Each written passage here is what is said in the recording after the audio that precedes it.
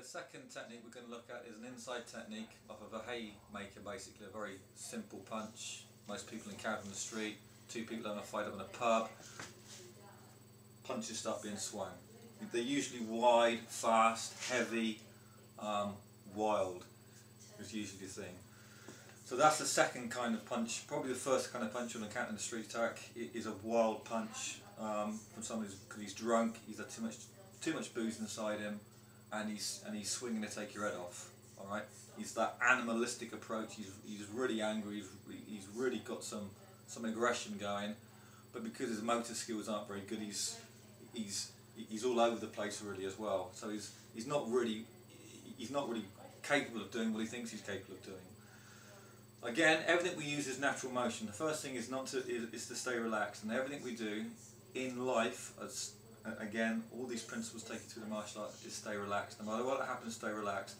This is Mr. Yang, I'm Mr. Yin. So Mr. Yang's coming with a head punch, right? As he comes in, I've got to stay yin, right? Not yin as in fearful yin, but yin as in relaxed yin. That means to stay soft.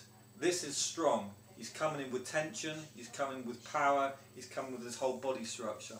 I need to meet this not strength on strength, not power on power. I need to meet this with a relaxed power, with intent, but a relaxed power. And then we'll show you what happens when we do it with a relaxed power. So as he comes in, I've used this whole forearm as a blocking mechanism. Again, I've got all this arm here to try and catch this punch that comes in. And the second hand literally strikes into the bicep, right into the bicep. And again, I can use any part of the forearm to the back of the hand, any of this whole area. I've got a massive part to strike in and hit him here.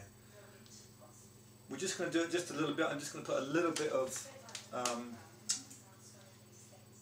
intent behind it, not aggressive intent. Never put any aggression in what we do. That's another key principle. Alright, it impedes the ability, what I call for the real impartation, the energy impartation and the spiritual impartation to really work. So as he's coming in with a punch, I'm neutral in my thought, and I just put a little bit of emphasis in there. At the same time, when I'm doing this, I want to make sure this hand is relaxed, like a heavy hand coming through and down. Not stiff, a heavy hand. And this is what will happen. Just comes with a heavy punch. Breaks his structure. Alright? If you saw that then, as I did that, his structure starts to break at the back and at the arm, opening him up for a follow-on technique. Now I can just do it just a little bit, like in that punch there. The harder he comes into me, the harder he's going to feel it.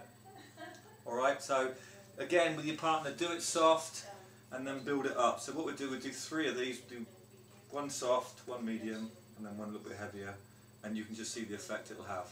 Alright? I'm not going to put anything extra into it, only what he gives back to me.